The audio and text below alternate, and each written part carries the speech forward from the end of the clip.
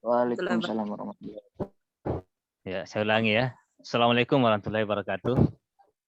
Waalaikumsalam warahmatullahi wabarakatuh.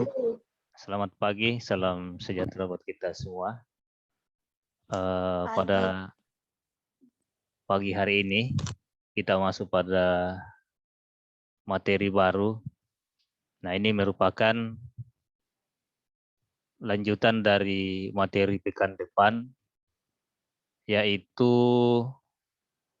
mazhab klasik dan mazhab Keynesian.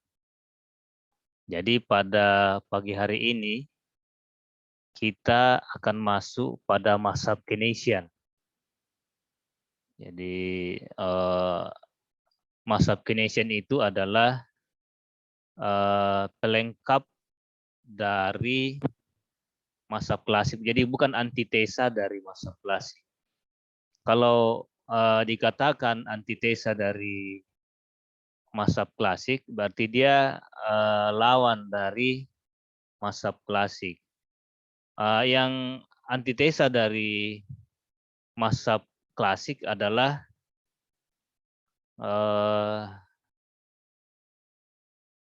perekonomian yang komunis ya. Kalau komunis itu campur tangan pemerintah di situ yang menentukan. Jadi ekonomi tersentralisasi.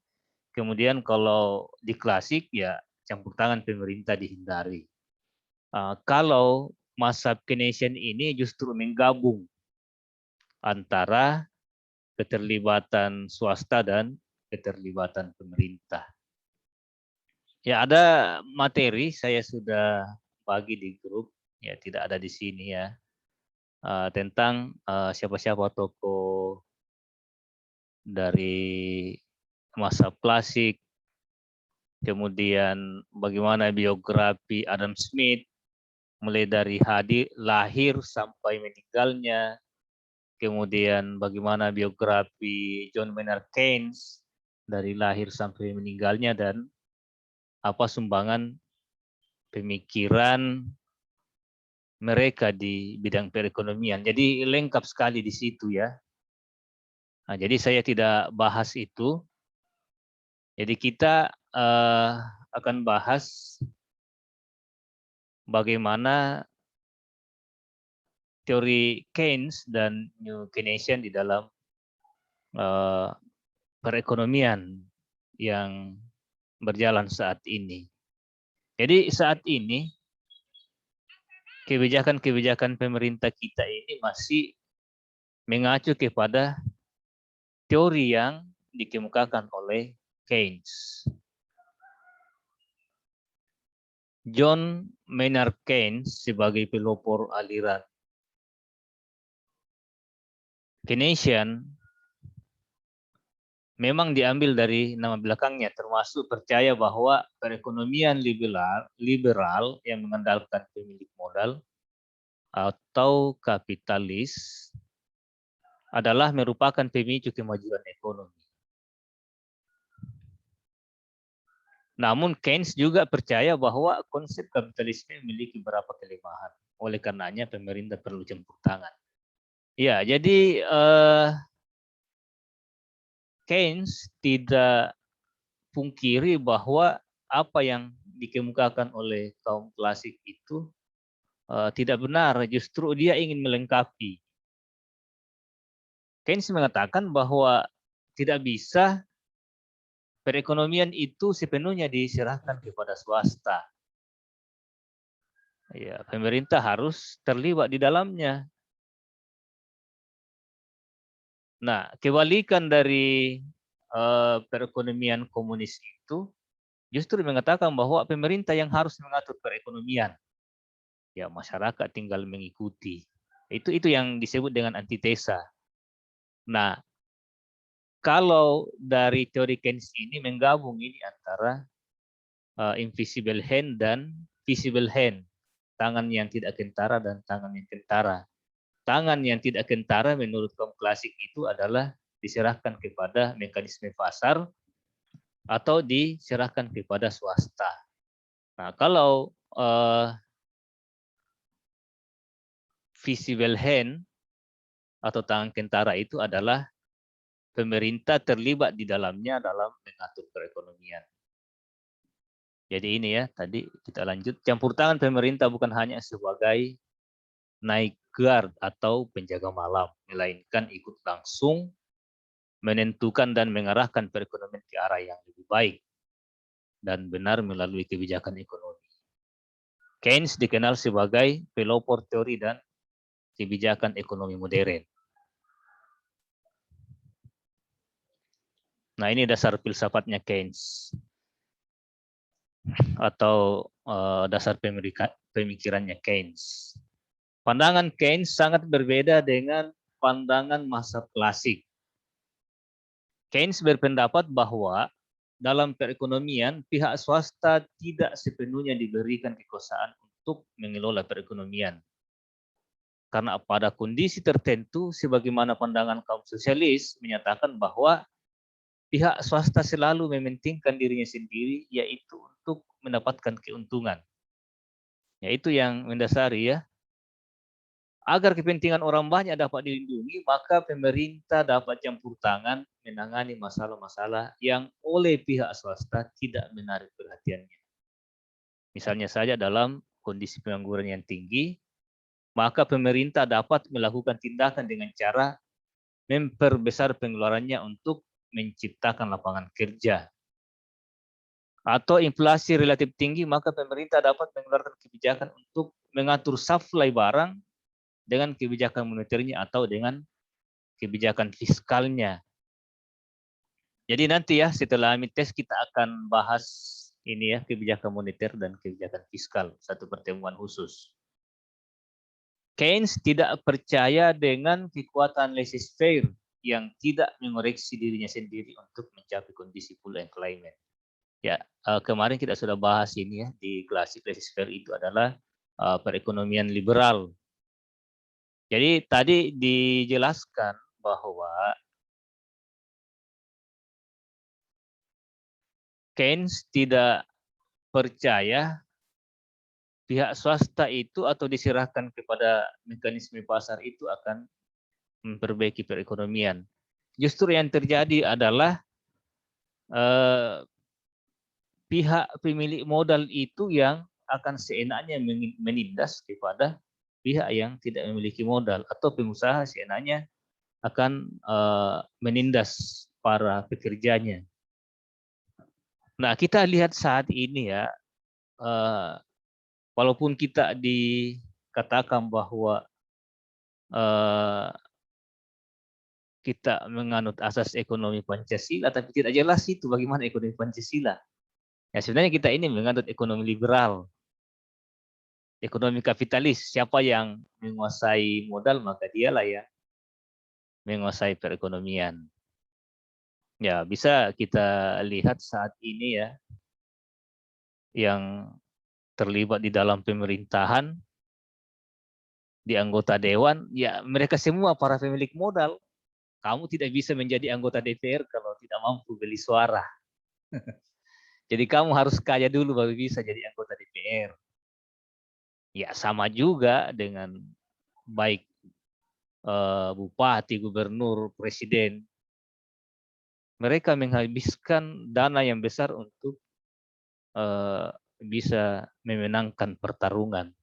Jadi jangan heran kalau misalnya banyak pemerintah daerah, baik kabupaten, provinsi maupun di jajaran kementerian atau di tingkat pusat itu banyak yang terjerat korupsi karena banyak uang yang mereka habiskan untuk menduduki posisinya. Nah, itulah masalahnya, karena negara kita ini katanya negara Pancasila, tapi sebenarnya kita menganut ekonomi liberal. Nah, inilah yang dikritisi oleh Keynes, bahwa tidak boleh diserahkan sebenarnya kepada swasta. Nah, justru sekarang yang terjadi adalah ada perselingkuhan antara pengusaha dan pemerintah. Ya, kalau dulu di sebelum Adam Smith itu dikatakan zaman merkantilisme, para pengusaha itu tidak terlibat sebagai pemerintah. Jadi mereka hanya menyogok para penguasa supaya usahanya bisa lancar. Tapi sekarang ini yang lebih parah lagi adalah ya pengusaha dan juga pemerintah. Ya kan begitu sekarang ya. Coba tidak ada itu pemerintah yang bukan pengusaha. Sehingga kebijakan-kebijakan yang mereka keluarkan itu lebih banyak berpihak kepada kepentingan usaha mereka. Jadi sekarang ini kalau kita dengar ada istilah oligarki. Ya sebelum saya lanjut ya, ada yang biasa dengar itu istilah oligarki. Oligarki. Ada yang tahu ya? Jadi kalau oligarki itu ya ada pengusaha kaya di belakang yang mengatur kebijakan perekonomian. Jadi sebenarnya Presiden Jokowi itu diatur oleh pengusaha-pengusaha kaya di belakangnya, kebijakan-kebijakannya. Dan dia tidak bisa menolak karena dia bisa lolos atas bantuan dari para oligarki tadi, para pemilik modal. Ya sama saja sebenarnya gubernur, bupati kan begitu. Setelah lolos ya mereka pada minta proyek. Ya seperti itu ya. Kita lanjut.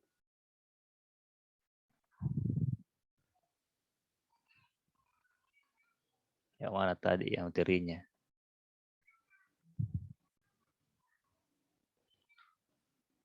Nah ini pandangan Keynes ya. Ada beberapa pandangan Keynes dalam perekonomian.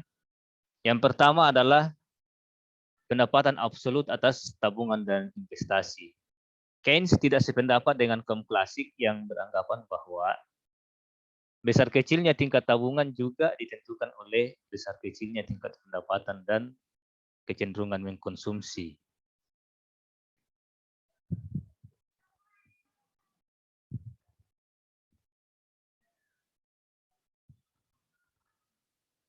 Ya, bila kaum klasik beranggapan bahwa besar kecilnya tingkat investasi tergantung dari tinggi rendahnya tingkat suku bunga, maka menurut Keynes tingkat suku bunga bukanlah satu-satunya yang menyebabkan turunnya investasi, melainkan juga adalah kemungkinan keuntungan yang diharapkan dari sejumlah investasi yang menurut istilah Keynes disebut marginal efficiency of capital atau MEC. Jadi yang dimaksud dengan MEC ini adalah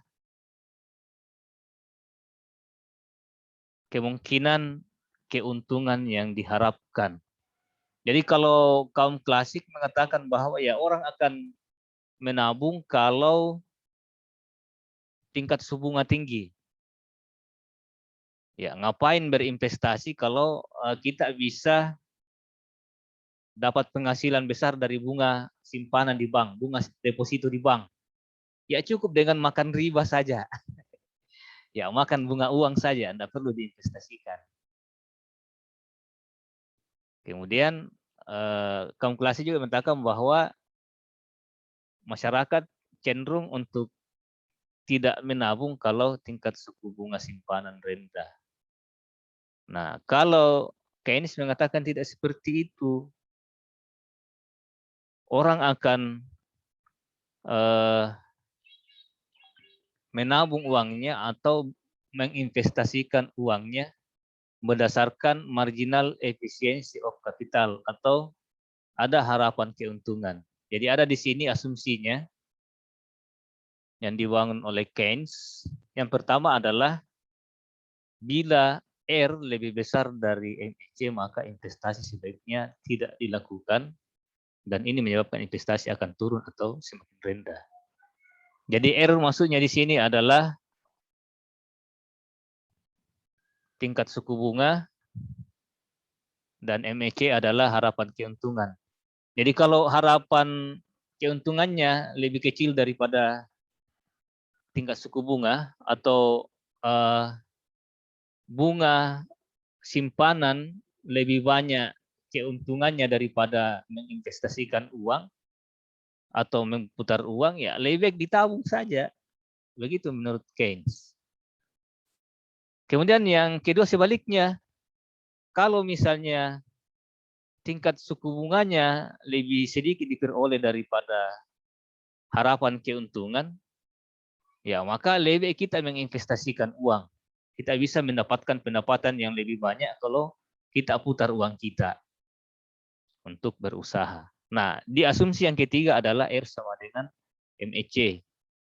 Kalau misalnya pendapatan dari bunga simpanan dengan keuntungan yang diharapkan sama, ya bisa berinvestasi, bisa juga menyimpan uangnya. Jadi kurvanya seperti ini. Jadi fungsi tabungan menurut Keynes.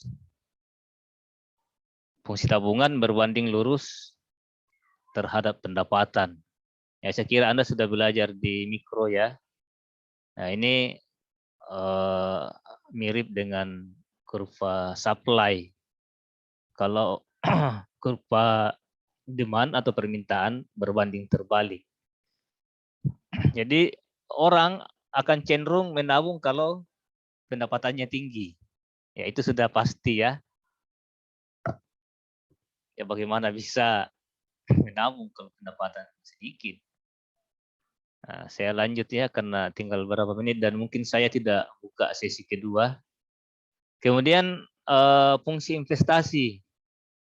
Jadi Keynes mengatakan bahwa fungsi atau hubungan antara tingkat suku bunga dan investasi itu berbanding terbalik.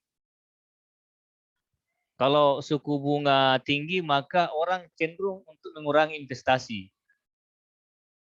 Tapi kalau misalnya tingkat suku bunga rendah, maka orang atau masyarakat cenderung untuk menginvestasikan uangnya. Jadi itu tadi sudah jelas sekali ya. Ada 3 asumsi. Kalau harapan keuntungan lebih besar kalau kita putar uang, ya tidak perlu menyimpan uang di bank. Tetapi kalau misalnya lebih banyak bunganya kalau didepositokan, ya tidak perlu diputar uang. Kalau diputar lebih banyak risikonya, lebih aman kalau disimpan saja dan menghasilkan. Nah ini ya contoh-contohnya. Kemudian tingkat upah dan pengangguran. Keynes mengkritik pendapat kaum klasik bahwa tingkat upah akan turun ketika penawaran tenaga kerja lebih banyak dari jumlah kebutuhan.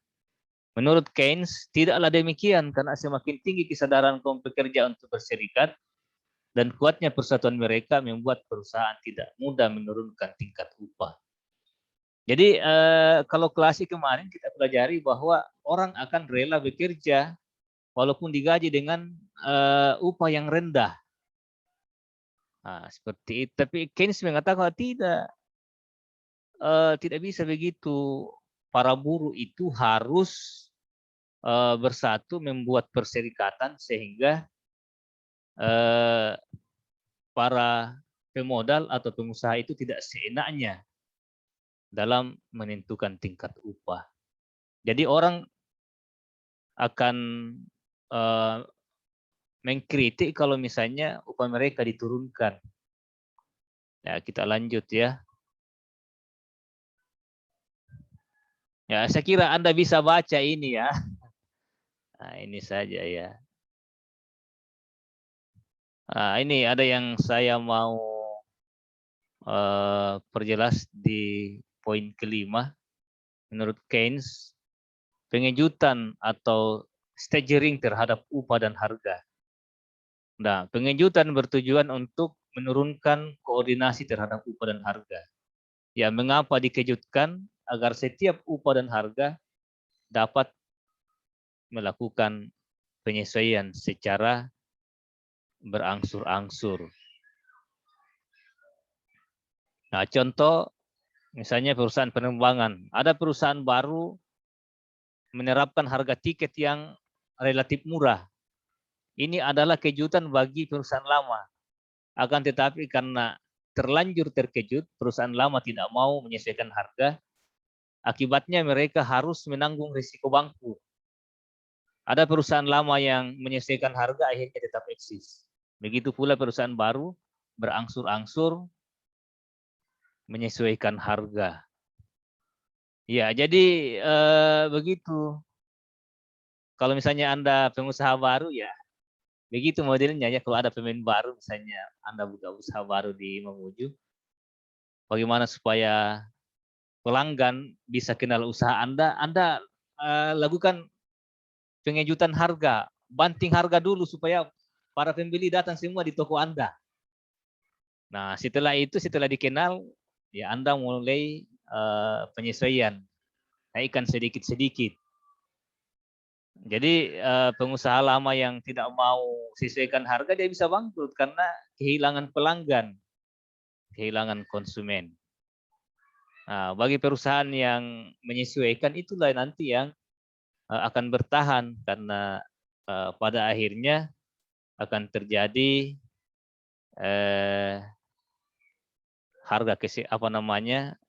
titik keseimbangan di mana pemain baru dan pemain lama bisa sepakat dengan kondisi harga yang ditetapkan. Ya, saya kira cukup ya, tinggal 3 menit.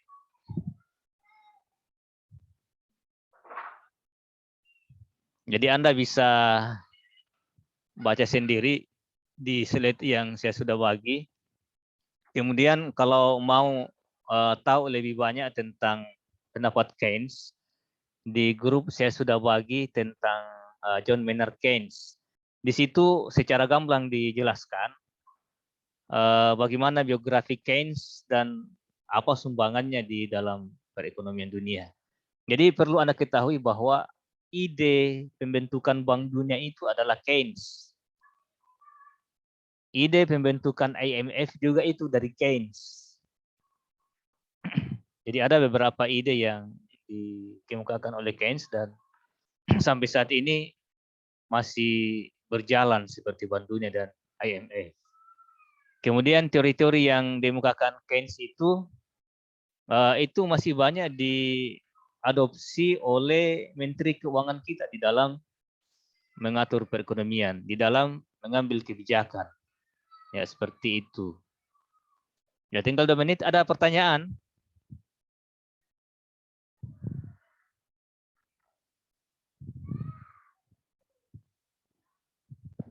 Ada pertanyaan?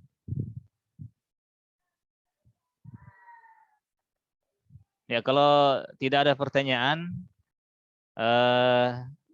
jadi mohon ya, tugas disimak, dikerjakan, diperhatikan karena ada 3 tugas yang menumpuk ini karena lebih 1 minggu simak bermasalah kemarin. Jadi diselesaikan ya. Tugasnya juga kan tidak banyak, gampang. Kalau Anda kerjakan itu sebentar, jawabannya ada semua di dalam materi yang saya bagi. Jadi mohon ya, bisa saja Anda ambil materi dari selain dari materi saya, menjawab selain dari materi saya, tapi tidak menyimpang dari substansi pertanyaan. Ya, ada di 1A itu terlalu idealis itu anak, selalu mau berbeda dengan pertanyaan yang diberikan. Ya bagus juga, tapi kan jawabannya justru ngawur. Dia selalu mau berbeda. Tidak mau mengambil dari materi saya, dia cari dari materi lain. Tapi justru jawabannya salah. Ya boleh saja Anda selalu mau berbeda, tapi ini kan banyak referensi yang membahas tentang Keynes dan klasik. Yang penting tidak menyimpang dari situ. Saya kira cukup ya. Cukup? Tidak ada pertanyaan? Ya, jadi terima kasih atas perhatiannya.